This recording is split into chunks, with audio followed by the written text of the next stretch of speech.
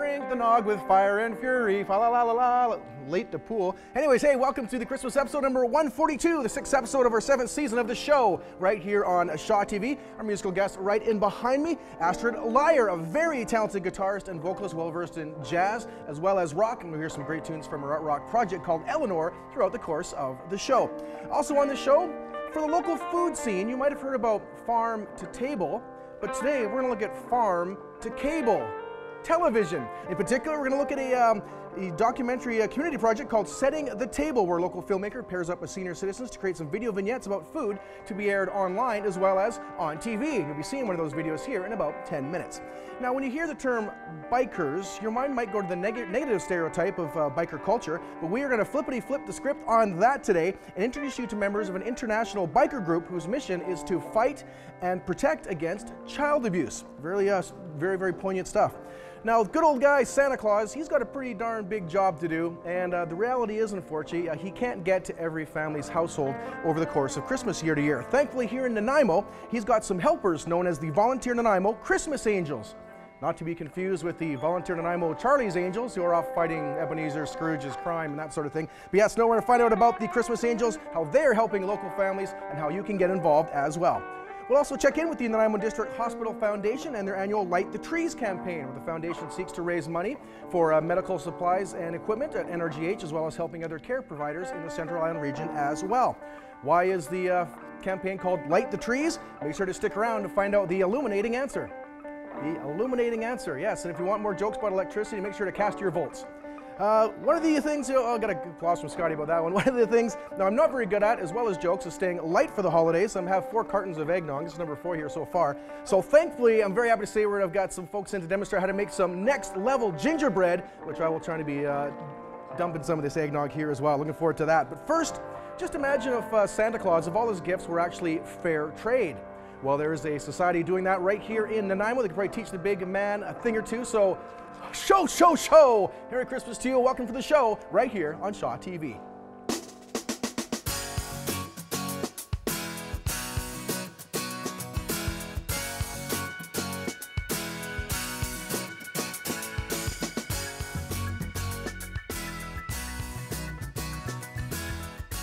Thanks so much for joining me on the show today. I'm Kerilie McDowall. You know, Christmas is a wonderful time of year where we're thinking about giving and about other people and our loved ones. And I'm very thrilled to present my guest today from Global Village, and she's the operations manager. I'm talking about Joan Heemstra. Joan, welcome. Thank you. Thanks, Kerilie. So, Joan, tell us about Global Village. It's a wonderful store. What's it all about? Oh, thanks.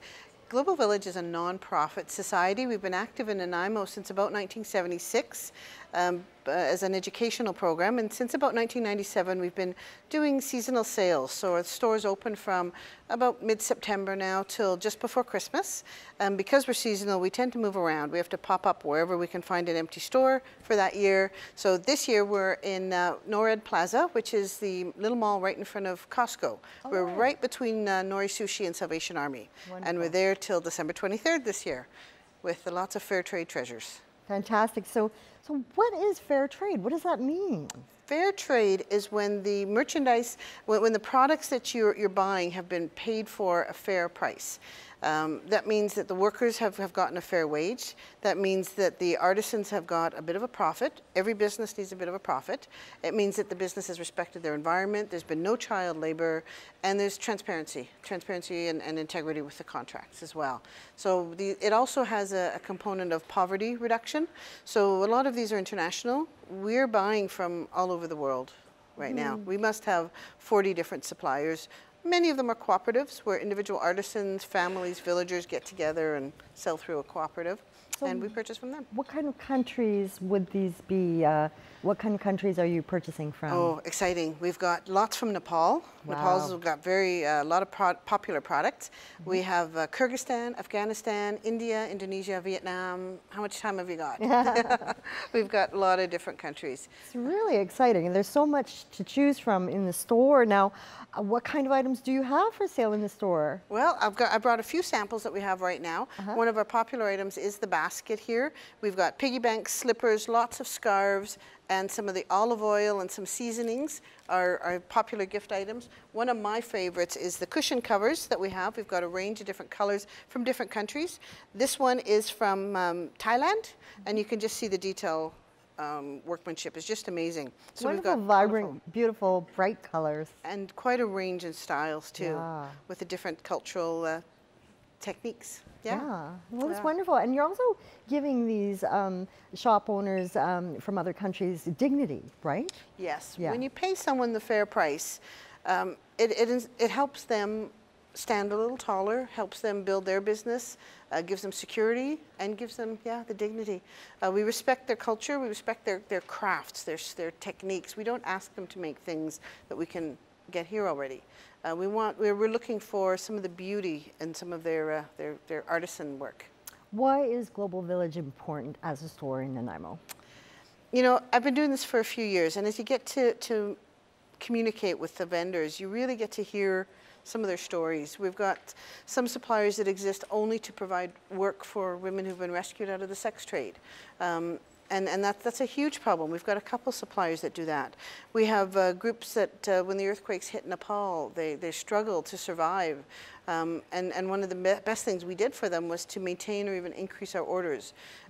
That's the way we need to support these people, so that they can stand tall, have the dignity, and earn the money that they deserve for their work. Yeah, this is important work. It makes a difference. When we buy something, it means the kids can go to school. Yeah. It means the family has medical care. Makes a real, true difference. It does. Now, I also want to mention there's another outpost here in Nanaimo where people can go at other times of the year when it's not Christmas time. Where is that? Yes, we're very fortunate. There's a gift shop at the Bethlehem Center on Westwood Lake, and they now carry quite a few of our products, and they'll be open year-round.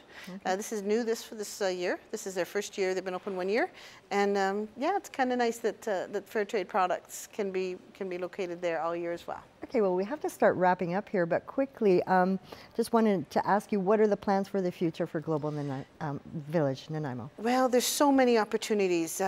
People care about their purchases. This is definitely a consumer's trend. People want to know their dollars are going to a good place. I think we've got a lot more opportunities. We're looking for partners, like-minded partners, to work with us so that we can perhaps open a store year-round. We're always looking for new suppliers and new ways, new ideas to reach people and educate them about the fact that their purchases make a difference. Their choices matter. They really do matter. They do. And thanks so much for joining me today, Joan. I hope everyone will get out to the store and support it. It's time to now throw it over to the wonderful Cathy Holmes, who's got some very special guests, including Paul Manley. Well, just before I introduce our fabulous guests, I really want you to support Global Village. I've been into their shop. It's absolutely fantastic. The jewelry is second to none. It's incredibly affordable, and you can make someone's life matter in this community and in communities around the world. One of the cool things about this particular community being Nanaimo is that we involve ourselves with all kinds of different projects. And right now there's a brand new project called Setting the Table. I guess it's been going for about a year, where seniors are getting together to create films and information to share with everyone else. Paul, this is an incredible initiative, hey? Yeah, it's a lot of fun too. It's a lot of I'm fun. having a blast. So how would you like to introduce our guests with you today and tell us a little bit about what they've done? Okay, well, with me is Robin Hunter and Donna Chris, and they're part of a group of seniors that's been working with me since the springtime. And what Setting the Table is all about is training seniors in video production, going through the whole process with them, and then documenting the stories of other seniors, their experience, their community involvement, things that they're passionate about. Yes. And so Robin's working on a great little project with Theo Frederick. Yeah. Donna Lee's really involved in community garden, and we're going to see the video that we produced with Donna Lee, which was our first day of training, really. It was pop the camera up, show people how to use stuff. Well, this is how we do an interview. This is the way I love doing stuff. I mean, the spontaneity of everything is what makes things happen so well. Yeah. Welcome to the show to you both. I'm Thank so you. excited to talk to both of you more about it. But I think we should take a moment to listen to and watch a fabulous video that you've just done. Okay. So with no further ado, I think we need to bring on, Donna Lee and her fabulous show. Thank you. Well, I came here for the first time about 4 years ago. I came from Alberta, and I'm just retired, and have always really enjoyed working in a garden. When I was a small child, I worked with my dad in the garden. Quite different gardening from Alberta to British Columbia, though. I live in an apartment, only have a balcony, so I'm limited to what I can grow. So I got connected here, and it's just literally changed my life. I mean, because we grow everything, we eat it. We have a community here. We stop for lunch and share gardening stories, recipes, and it's just a wonderful community to stay connected with. But not only that, it's great exercise. We come here all year long. December, January, we're in the garden doing something. Garden always needs us. We eat live stuff all the time now. You know, it's not about a package or a can. And for me, I just feel healthier. You know, my wellness is it's just amazing what it's done for me to be in this garden, and with the people that I've connected here in this garden. It's part of my life now, and it's a learning experience. Every day I come, I learn something new. We have people that attend this garden that are just genius in the garden. Can anybody come and help you? Yes, we just love having people come on a Wednesday from 11 to 4, just come and join us. We have a work board, and you can do anything from gardening to just sitting under a tree if you feel like it that day. And I'm doing a project now with those pails over there because we have all these pails with no handles.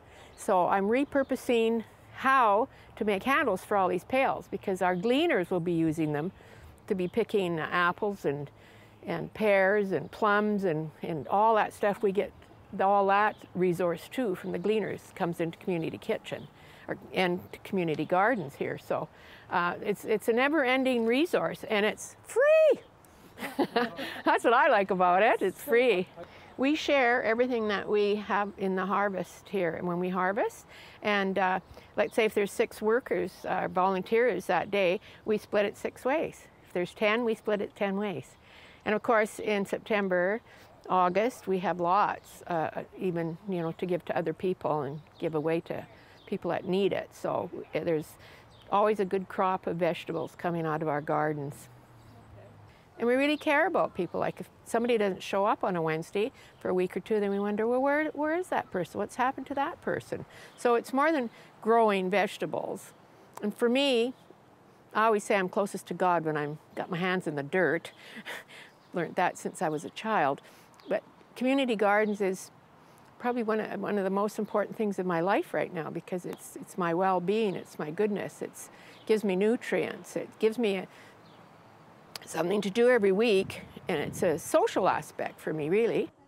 If you would like to get involved with community gardens, just look it up on the website, Nanaimo Community Gardens.ca, 250-816-4769. That's GROW. Anybody can come and get involved. We just love to have new people come.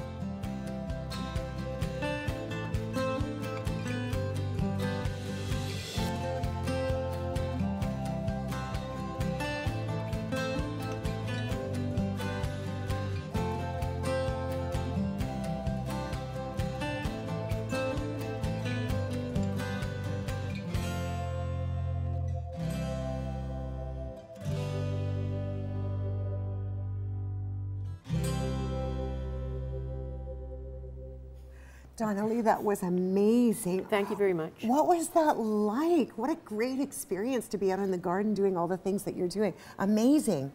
Well, if I'd have known we were going to end up here, I probably wouldn't have done it. But yes, we had a lot of fun. It was our first day. And that's just, to do that in one day, and to find him napping through the thing, I mean, really, you got that.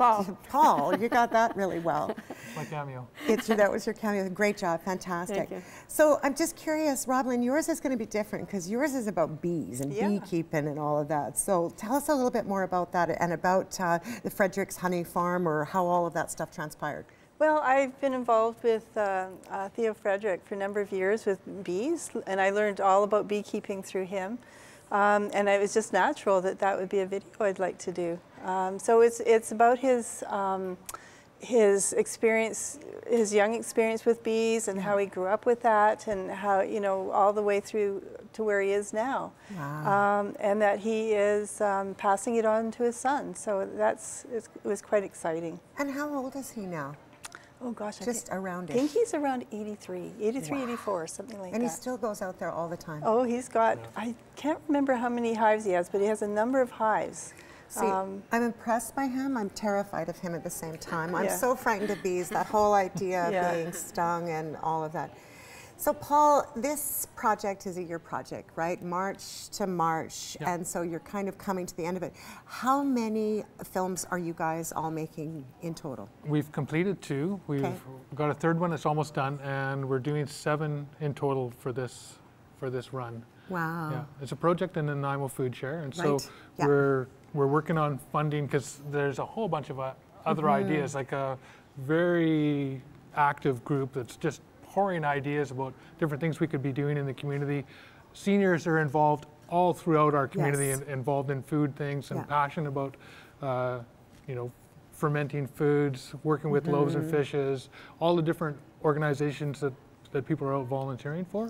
And we want to do a lot more like coverage of these kind of things. So we're looking for funding and sponsorship and want to carry the project on. So if someone wants to get involved or get in touch with you or watch your films or participate in any way, what's the contact information? How do we get all hooked up with finding out more information? They can get in touch with me at Nanaimo Food Share, and the phone number there is 250-753-9393. Terrific. Or paul@nanaimofoodshare.ca. Oh, that's amazing. And the project's on the website, so nanaimofoodshare.ca, you can find out more.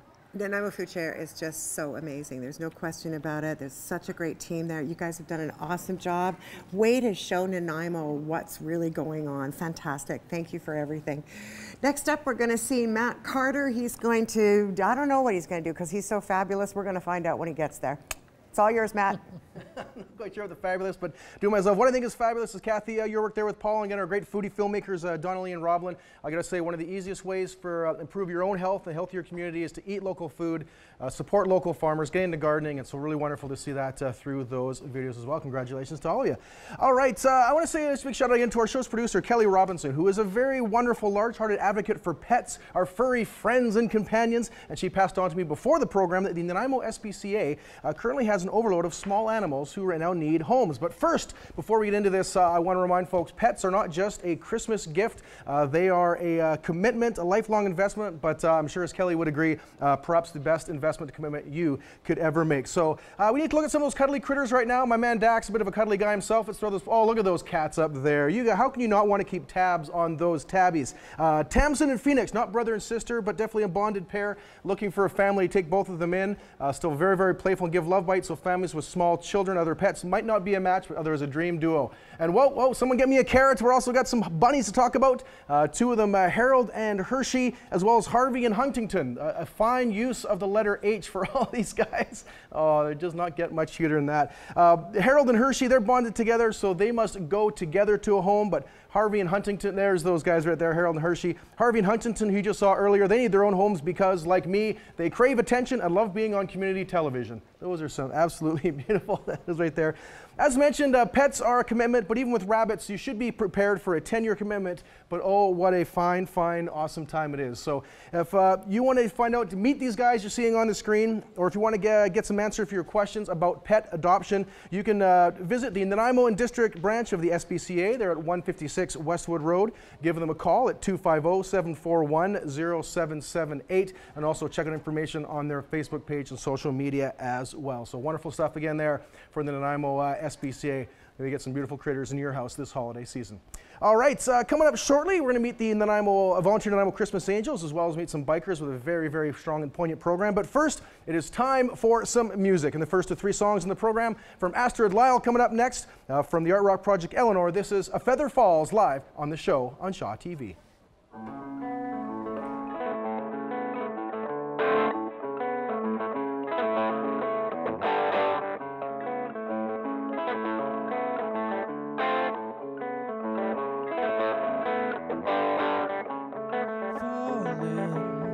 Can't see the ground.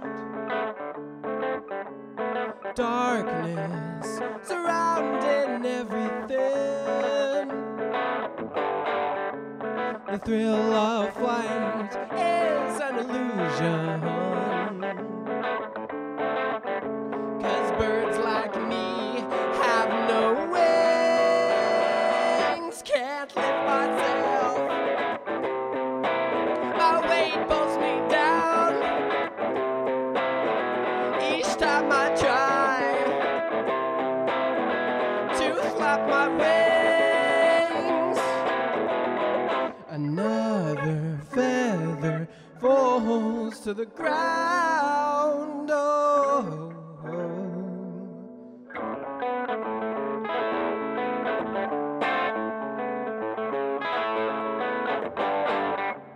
searching for hands to hold me tight.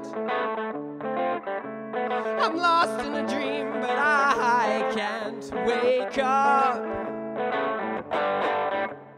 Up in the sky, a song is screaming, and I'm running right out of luck. Can't lift myself. My weight pulls me down each time I try to flap my wings. Another feather falls to the ground. Oh.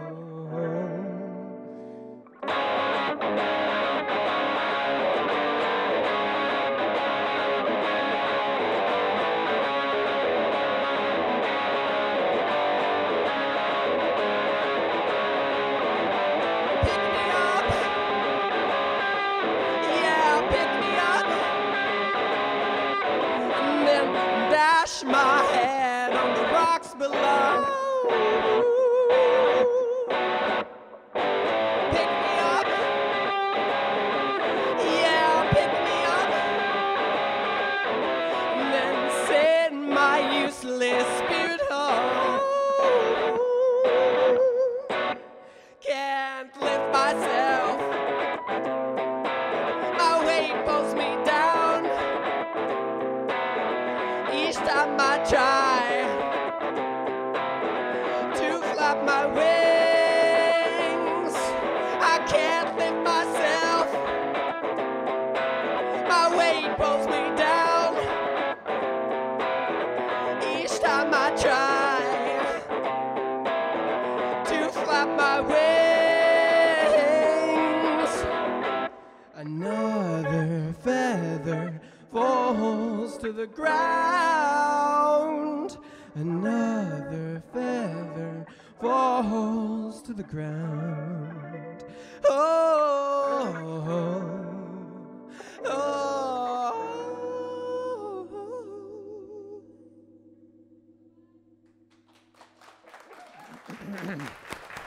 Great stuff, Eleanor. Awesome guitar playing and singing too. So when we hear the word biker, images spring to mind of like Hell's Angels, criminals on two wheels. But at the other end of the moral spectrum, there's Bikers Against Child Abuse, also known as BACA. And with me tonight, I have Motown and Phoenix representing this organization. Welcome to the show, Motown Phoenix. Thank you. Thank you for Thanks joining for having me. us. So Motown, would you take me back to the beginning? How did this mighty organization, this international organization with chapters around the world, get its start? Well, BACA was started in Utah in 1995 by a fellow biker named J. Paul Lilly. We call him Chief. And Chief is a registered clinical child therapist, works with young abused children. And what he found was that often the work in his practice was hindered when the child went home and the abuser had some sort of influence or access to them. He asked some fellow bikers to help him out. And the first ride was born. I think there was 34 or 35 bikes on that initial ride, and BACA was born. It worked so well for that child, it's grown into an international organization in 16 countries around the world. That's amazing, totally amazing. Phoenix, I see you have a teddy bear on your knee with some of Bacca's colors on. You Yes. could tell us about the role of this teddy bear. In your He's a Bacca bear, and every child that we bring into our family gets a Bacca bear, but before the child gets the bear, every biker in the chapter gives the bear a big hug, and we each put all our love into the bear, and the child gets to witness this as he goes around. Every biker gives the bear a big hug and passes it on to the next biker, who gives him a big hug, and so on and so forth. I understand that actually works. Yes. There's been some success stories in that Motown. You shared one with me earlier. Could you share with the people about this? Well, there was one young lad that we worked with that hadn't been out of the house in 2 or 3 months. The abuser lived close by, and he was living in fear. And although his dad had tried for 6 months to alleviate those fears, we had a call probably within 45 minutes after we left. The young man was out riding his bike around with his friends, wearing his Bacca cut, told his dad his Bacca cut kept him safe, and he was being a child again, and that's success for us. I understand that actually work with like the authorities, the child protection authorities, and that you have their blessing in the work that you do. Absolutely. We work with everyone who's in the system to help abused children. So the police, the courts, the Ministry of Children and Families, we work with them all in conjunction. Now, nobody does what we do because we're very specific to the child's fear, but we work with everyone in the system to help children. So walk me through what happens. There's a disclosure of child abuse. It's brought to your attention. You swing into action. What do you do? What happens? Well, the parent first contacts us and asks us for our help, and then we go through an assessment process to make sure that the situation meets our criteria. And once we have accepted that family, once our board votes to accept that family into the fold, then we meet with the family and we do what's called a level 1, and we bring that child. That child essentially becomes a biker. And one thing kids know is that bikers look after their own, and when they're part of us, we look after them. Yeah, they get their own cut, their own road name, they're part of the family. So the perpetrator, he hears about this, and that tends to make him back off and stay away. Is that something like that? One of the things that our literature will tell you is that we intend to make a statement to all people involved with that child, that this child is with us now, and that we're not going to tolerate any further abuse. We stand shoulder to shoulder with that child, and they're in our family, and that's usually enough. Yeah. There's a lot of people that work with you about volunteers. If somebody wants to, say, reach out to you, to your organization, maybe they have a child who's abused, they know of an abused child, they can just contact the information that's on the screen, and you kind of take it from there and work with them. Absolutely. We have an email, we have a helpline. They contact us, and the child liaison will get back to them immediately and go through the process of seeing if their situation fits Bacca. And if people want to support you, you're looking for volunteers. You're always welcoming volunteers. If people would like to make a donation, they can do that too. They can contact the information on the screen, and you welcome that kind of support too. Absolutely. 100% of our funds are spent on the children. One of the big things we spend money on is paying for therapy for kids whose parents can't afford it or don't qualify for government-sponsored therapy. We pay. We just want to get the kids the help that they require. Well, I haven't got enough praise for what you guys do, and I want to thank you for coming on the show and sharing with us, and encourage the viewers, and who wants to be supportive, to do that whatever way is appropriate. So thank you very much for joining me, both of you, Phoenix and Motown. Thank you for having us. Now I want to throw it over to Cathy Holmes and Genuine Christmas Angel, Rita Enamorati, who's going to tell us about their program. Angels come in all shapes and sizes. They come in figments of our imagination. They come on the back of a beautiful motorcycle. They come from firemen. They come from people of all walks of life. Today I'm with just another amazing, fabulous, wonderful woman who spent the last few years of her life as a Christmas angel for the Christmas Angels program. Rita Enamorati, did I get it? Because everyone knows I'm bad at names, but I like doing it right. Thanks for being our angel. Can you tell us more about the Christmas Angels program?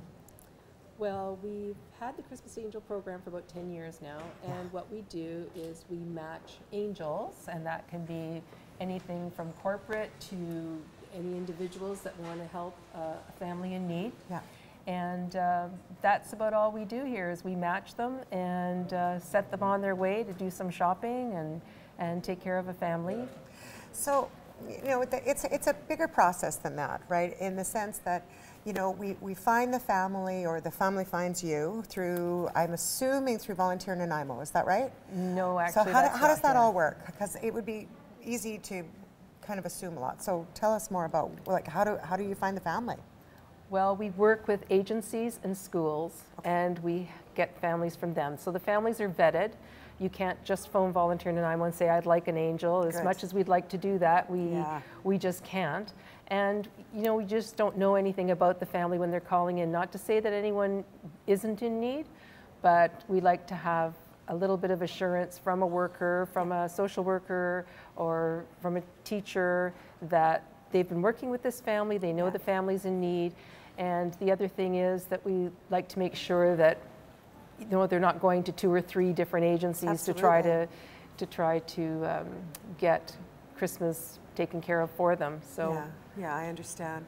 Coming from poverty myself, I totally get that. And it was different back then, but today, you know, there are so many different associations. So I agree with you that the vetting process is really, really important. So what could a family expect to receive from this partner? Like, how does that part work? Is it a hamper? Is it a actual adopted parent kind of thing? What does it look like?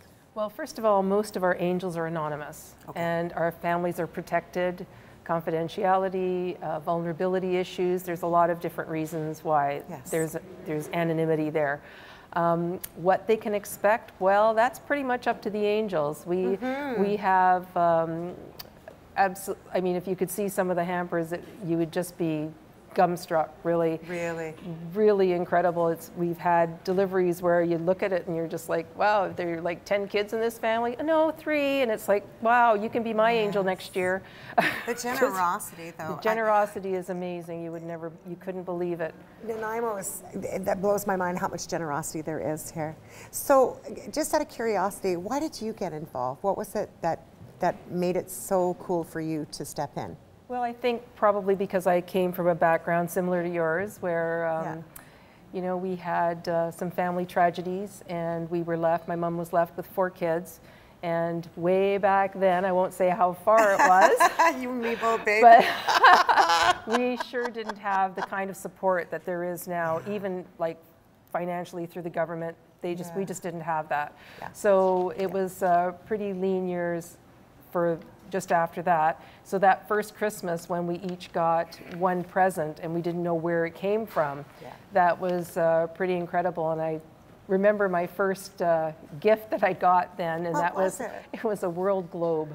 So there I was, this little girl, just aching for an easy bake oven, and I got a globe. But it was a great globe. I had it for a lot of years. I still have mine. I got mine from a fireman, actually, and it was a purse that came, and inside the purse was fake makeup, which I still wear beautifully now, right? And then inside of that was a horoscope booklet. 54 years later, I still have it. Oh, great. Yeah, you're still using that same makeup? No, it was plastic, but little Tammy Faye Baker here and there, but all in all. So how could someone get involved in the Christmas Angel Project if they wanted to help support the program? Well, right now we're getting pretty close to the end, so if anyone wants to help, I mean, they certainly can still. Any donations that we get go directly to the families, so that's one thing they don't have to worry about. I'm quite vigilant on that. Good girl. And but if, you know, even a gift card for $25 from one of the grocery stores would be incredible for us to be able to put into the hampers. You were asking what's in the hampers, and that really depends on the angel, but a lot of them do include groceries or grocery gift cards. And I think those grocery gift cards are really important because even though they can get hampers from wherever they get them from, Salvation Army, Loaves and Fishes, there's a lot of them out there, churches do it. It's nice to have that little bit of cash so that they can get some fresh fruit, some fresh oranges, fresh vegetables, milk, you you know, eggs and cheese. It's all really nice and important. Stuff. All the important stuff. Well, it is for some of us. Well, I'm so proud to be standing here with you, and I appreciate on behalf of this entire community everything that you do, and thank you for doing it, and thank you for paying it forward. Next up, we're back with Matt to have a little bit more music from Eleanore. We look forward to the new year with you. Thanks for watching. Thanks so much, Cathy, and thanks so much, Rita, as well. Angels amongst us here in the Shaw TV studios. Wonderful to see that work again being done for families here in Nanaimo. And as Cathy mentioned, yes, time to put our focus back on the music. Very, very happy to be here with Astrid Lyre, and I mentioned doing music from the Eleanore project, which we'll touch on a bit. But first off, Astrid, welcome, I should say welcome back to the show. Thanks. I was here last week as the surprise script assistant, so. That's right. I want to talk about that. You basically came here to support Max, and then also we had you on the crew all of a sudden. Tell us about how that came together. It was wonderful. I really got a chance to yell out times and use a stopwatch, and it was a great experience. And I got to support my wonderful partner, Max, who's just a blessing. And here today as well, over there watching the way cheering away. So, so great. It's a great series of so back and forth. Now, stopwatch, lots of counting, of course, numbers. We started with that. As a musician, you have to be lots of numbers. Some of your background is in jazz. Tell us a bit about the just quickly about the Capilano jazz program that you went to, because we talk a lot about VIU here in the show. So what about Cap? Capilano is very similar to VIU in that it's like a jazz degree program. You can also do a diploma, which is what I did. I did 2 years, and then I just decided I'm just gonna start working instead of going back. But I kind of, you know, go back and forth between, should I finish it or not? Yeah. I don't know. But yeah, it was a great program. I met a lot of wonderful people through it and ended up preparing myself quite well for a musical career. I went into musical theater. I mean, I moved here actually shortly after graduating from Capilano in Vancouver. So I've been here for about 6 years and was working at Chemainus Theater, and yeah, now I'm doing jazz gigs on cruise ships. I was going to say, yeah, that's a degree that literally, maybe you'll think a music degree is taking you around the world, but you really have been around the world. So yeah. I wanted to ask about these cruise ship gigs, because a lot of people who might not know might think, okay, these are just like, it's super glamorous, super fun, but is it glamorous or is it a grind? There's different perspectives. I mean, it's glamorous in the fact that you get to play jazz music and get paid for it. That's like hard to do nowadays. And you get to meet a lot of wonderful people, like thousands of guests every week come through the jazz club doors, you know, and you get to play with awesome other musicians like my friend Marisha Devoyne. She's also in the jazz band with me. And some of the less glamorous parts would be like your accommodation, which is basically a broom closet. But you kind of make it work. And the fact that you're on a cruise ship means you don't really have to spend much time in your cabin. You can just go and like enjoy the fresh air. And my cruise ship actually has like an ice rink on it and like a park on it and like 16 swimming pools and stuff like that. So it's kind of like living in a 5-star hotel that just goes from place to place. Can you skate? Because I can't. I can a little bit, but I wouldn't trust myself to do it while the ship's rocking. Touche, I think that would be difficult. Yeah, broken arms play music doesn't mix.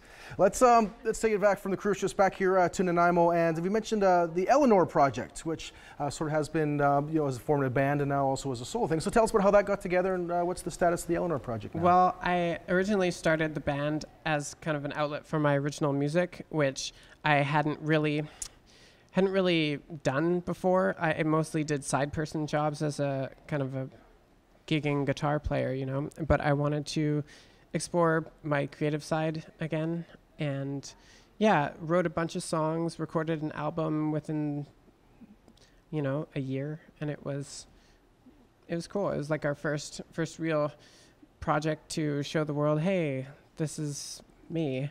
And it also coincided with my gender transition, which I feel very comfortable sharing with people that I'm transgender.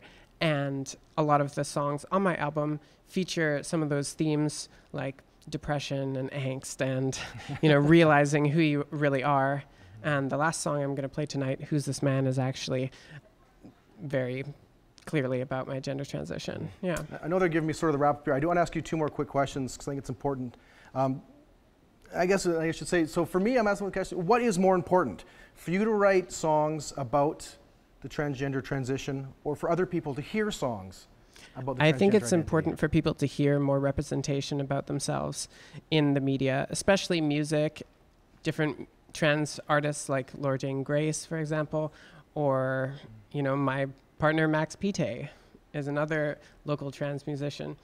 And then in movies like Orange is the New Black, or like Transparent, which was on Amazon Prime, it was like, it's so nice to finally see characters you can identify with. I think that's really important. Here, absolutely. No matter who we are, I think seeing heroes in the media is so important to our own personal, like what is possible. And it makes it less scary for people to be confronted with people who are living slightly different lives than them. It's just kind of like, oh, they're just normal people like us. Absolutely, and great musicians as well. So Astrid, thank you very much for being here, speaking with us, playing these amazing tunes. Before we get to your next song, where can people find more about your music? www.eleanore.ca or eleanoreband.bandcamp.com. You can also find us on Facebook. Yeah. Perfect. Awesome. Thanks for being here. Let's send us back to the music. Astrid Lyre, Eleanore Project. Let's hear a track called New and Shining Things on the show here on Shaw TV.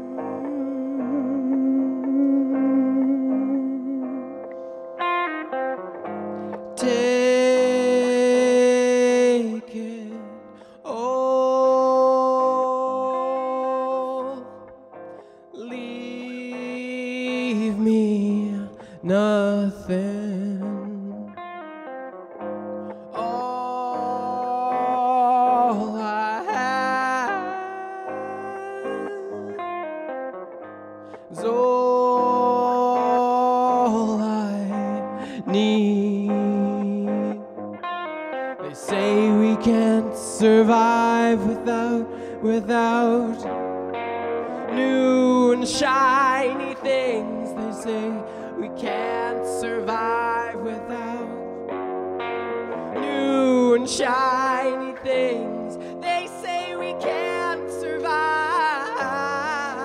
without, but we can, we can.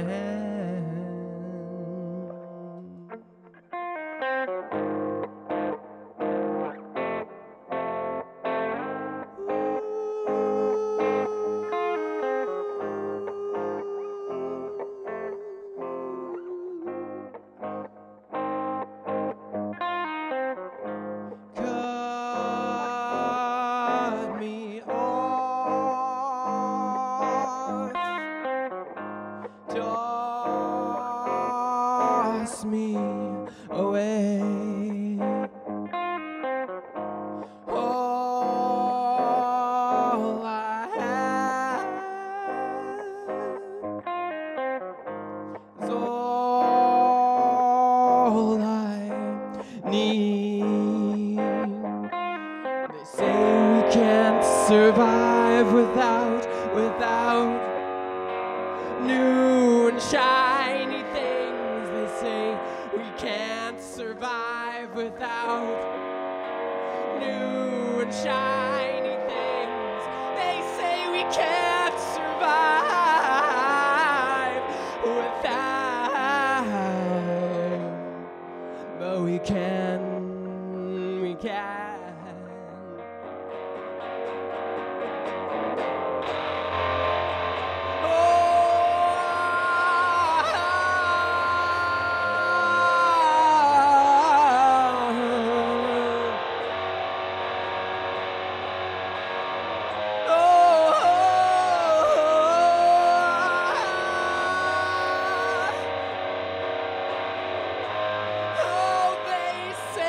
Can't survive without. Oh, they say we can't survive without. Oh, they say can't survive without. Oh, they say we can't survive without.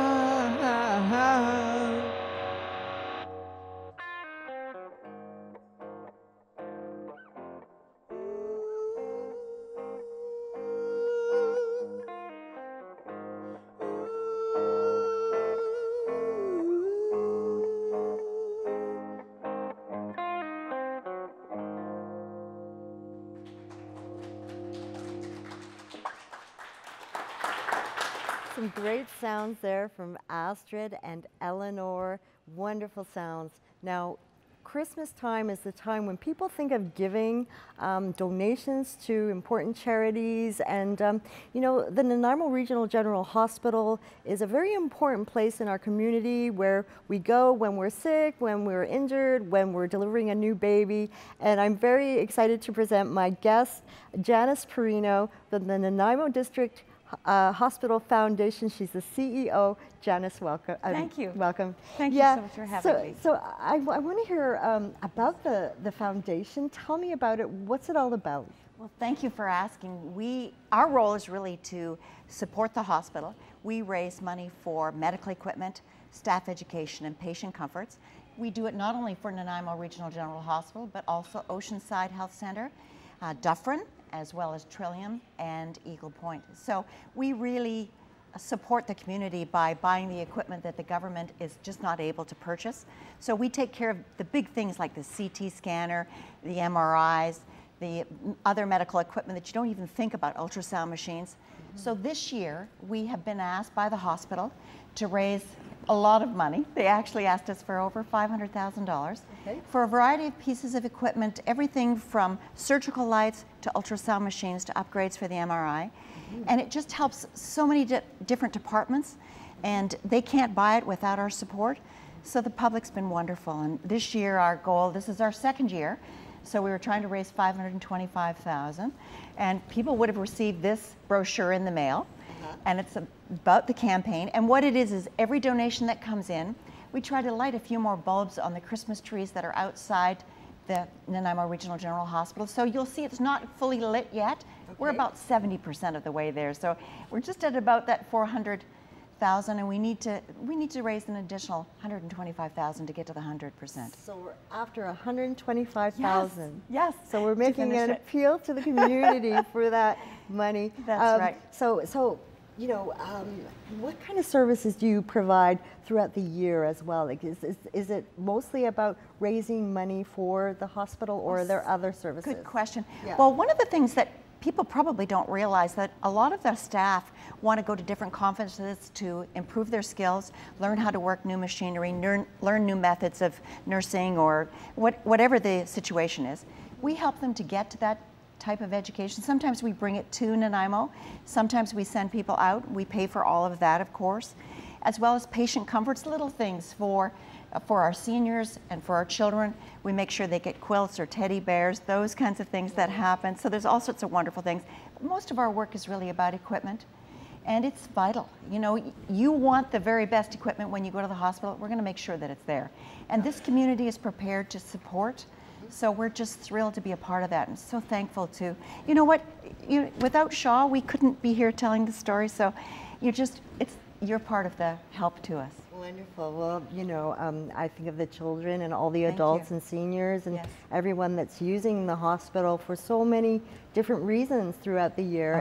It's such an important part of our community, helping those really in need. So I guess what I should ask you next is about the Light the Trees campaign. Yes. We want $125,000. That's what we have left. Well, that's what we have left to raise to get to the goal and get all of those trees lit. So from now until Christmas, we're really asking people either to come to the hospital to make a donation at the foundation, or use this brochure, or send in a donation, or go online. We're at NanaimoHospitalFoundation.com, or they can phone it in if that's more comfortable for them.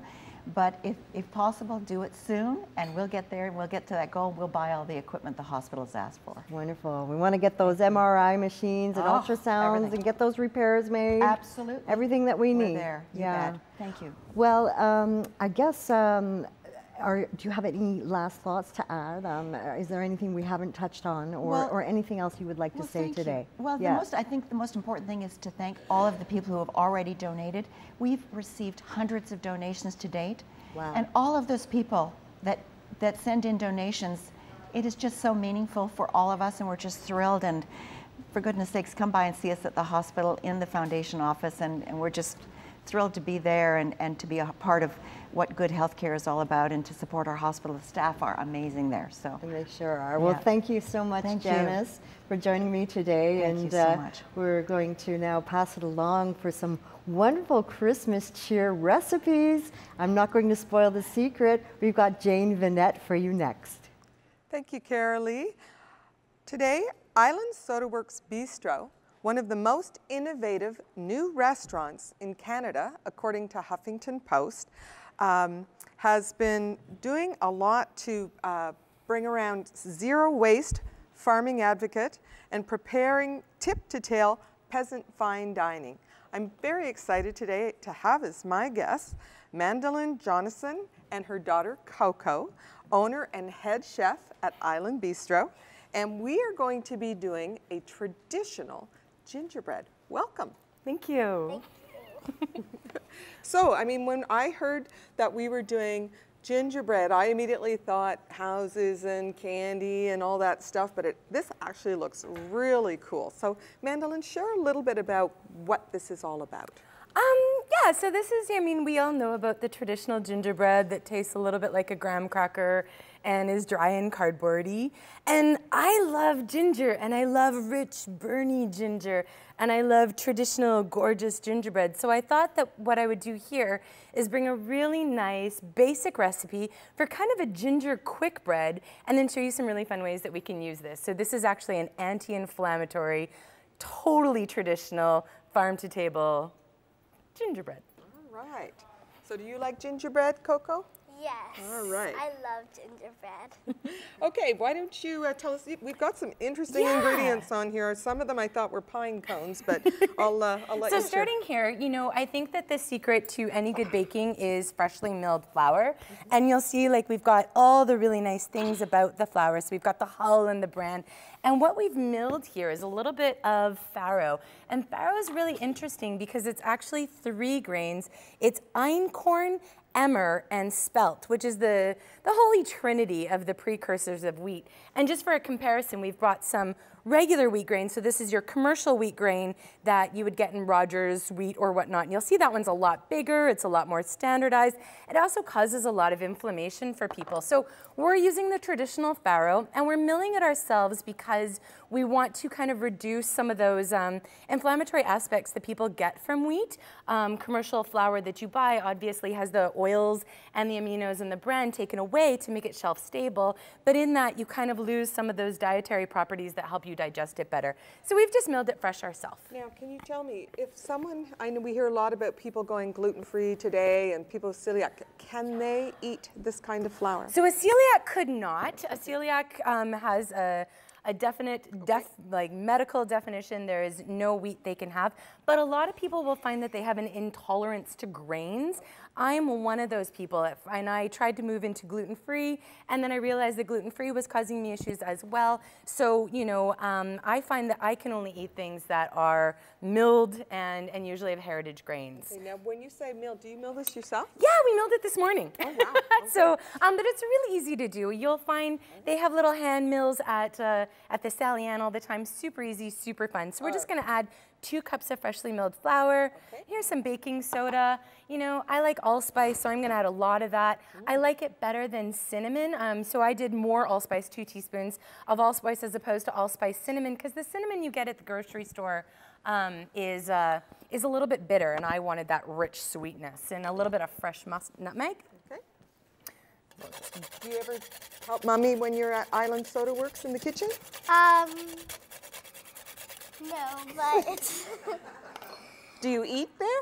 Yeah, I make sometimes I make like eggs and Yeah. Oh, that's good. Now, what are you grating up here? So yeah, so because it's a gingerbread, you know, I've thrown in my baking soda, and instead of adding powdered ginger, I'm just going to grate a whole bunch of fresh ginger. Like I said, I want that ginger flavor. I'm not worried about skinning it or worrying. I mean, the only thing I really need to be concerned about is a microplane, and I'm clumsy, so I just want to watch my fingers. Right. Yeah. We don't need any finger bits in there, right? But to go with the ginger, and here's the really fun part and the really awesome anti-inflammatory part. So we're going to put in a lot of ginger, but the next thing we're going to do is put in turmeric, fresh organic turmeric pine cone. Well, that would be probably more festive, and there are benefits to pine pollen and pine resin, to be fair. But this is, you know, this is the most talked about ingredient of the season, and it goes so beautifully with this spicy, rich, gingery essence. So we're going to grate a fair bit of turmeric in here, and that's really going to help with inflammatory properties. So anti-inflammatory is the curcumin. We have fat in here so that we know that curcumin is activated, and just like gobs of it.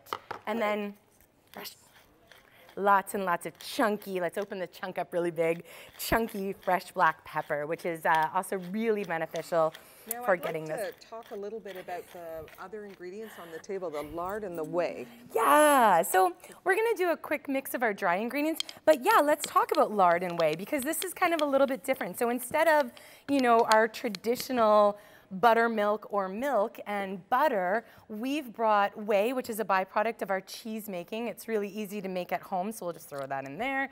It's a quick bread, so usually wet and wet, dry, dry. You don't have to worry about that. And then lard. Lard is amazing, and it's really making a comeback. It has more medium chain triglycerides, which is those healthy fats, and more vitamin D, which is that good feeling, you know, depression fighting awesome fat, than any other fat in the world.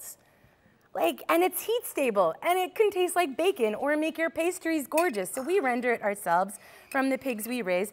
And you know what? Just look away. I'm gonna add a fair bit. It's good for us.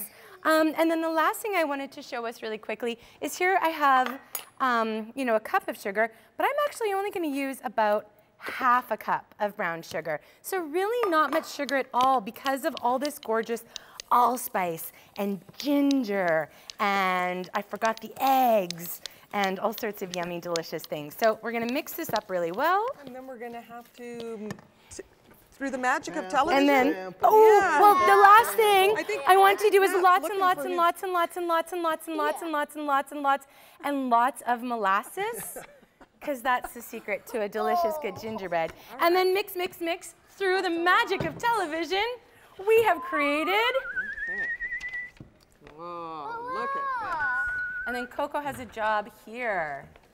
So Coco, your work. So what's on top of the gingerbread you prepared? So here, let's move all of the magic away. We've poured out our batter into a gorgeous gingerbread flatbread. So it's kind of a variation on a pizza with local organic or local Comox Valley brie cheese, Liberty apples, arugula lettuce, a little bit of red onions, and some pears. So like a sweet, savory appetizer that will wow your friends, and you can have it ready in 5 minutes. And then you get to do this to our beautiful little gingerbread and then loaf. if you didn't want to do that, you could just make a proper loaf. Go ahead, Coco. And then we're going to decorate this in a traditional fashion with a little bit of powdered sugar. And we've done that using organic coconut sugar that we've just milled in our nut mill. So we've got the nice minerals and benefits there. All right. And did you have your Christmas decoration? Right here. Here you go.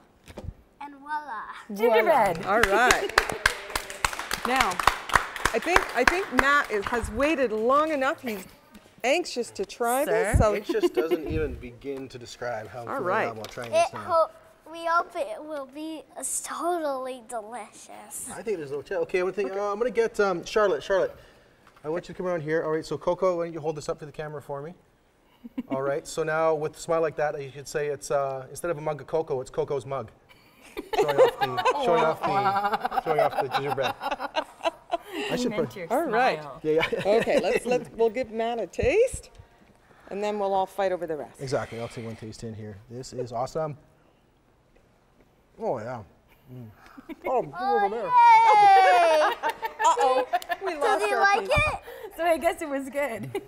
It's really, really good. That was awesome. All right, fist bump for that. Bam. Bam. Cheers. All right. You know. Thank you. Thank you. All right, any last words from Coco here about the gingerbread? Oh, You want to say hi? Merry Christmas. Merry Christmas. Yes. All right. Perfect. Awesome. Coco, Mandolin, thank you so much for being here and showing off this this Thanks wonderful, so much wonderful. for having us. Perfect. The most polite guest we ever had. I love it. And Jane, congratulations on drawing the lucky straw for this one. Yeah. On this. So I'll let you guys get ready to go in the gingerbread. And I give a big shout out to Island Sodaworks Bistro as well. Let me tell you, there's nothing much better than a natural soda. A natural soda will give you great energy. It'll give you pep. See, senor? You'll definitely feel sprightly, but if you're going to climb a mountain, do be careful. All right, because you could get caught by lightning up there and get a nasty jolt. All right, plus, it gets really icy and cold up there in the mountains. It's only -7 up there. All right, now it's not a fantasy to want to crush a mountain climb, but it might be safer just to barks up the wrong tree. You do have to keep tab on who keeps painting the fresca on the far wall over there. If they don't stop, they're going to paint Canada dry. They'll have to hire a whole new crew. All right, now before I get unceremoniously schwepped right out the front door, I want to say thanks to all of our guests and our hardworking volunteers and staff in front of the camera, behind the scenes. You can find more about the show, Shaw TV, on Facebook, facebook.com/ just like slashing that gingerbread onto my plate. The show on Shaw, and check out previous episodes of the show on YouTube. You'll also find information on us through our Centre Vancouver Island Twitter page and website as well. Do you have a cause, event, demonstration, or a big slice of gingerbread that you'd like featured on the show? Always looking for great Central Island guests, so drop a line to Kelly Robinson for that. And if you want to volunteer on the show, we got some great new volunteers here through the last part of the year. I'd like to have you join our crew. Drop a line to our volunteer coordinator, Melissa Hall, at melissa.hall@sgrb.ca. Before we go now, one more song from Astrid Lyre, again through the Eleanore project, a track we talked about earlier in the interview, and really stoked to have it here to finish off not only this show, but also to finish off the show for 2017. So really quick, Merry Christmas, Happy Holidays to everyone watching. Thank you for your support, and we really look forward to seeing you back again in 2018, and January 10th, I believe, as we film our next program. So Merry Christmas again. Thank you so much for watching the show right here on Shaw TV.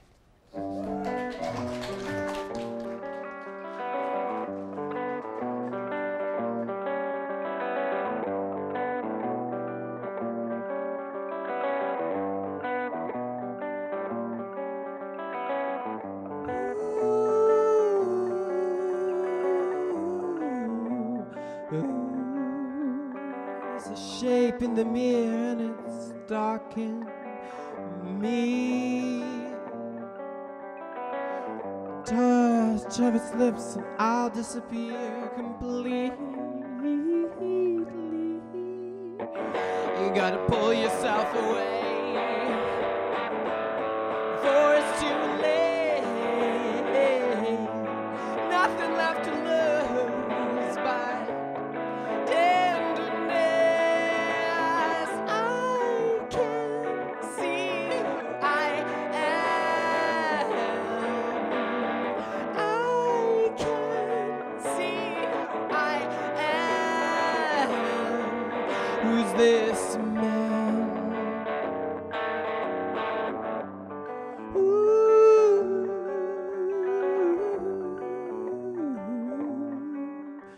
His cold, dark eyes tell me a story.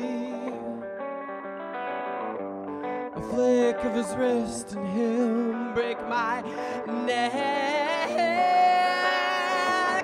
You gotta pull yourself away before it's too late. Nothing left to lose but tenderness. I can see who I am. I can see who I am. Who's this man? Oh.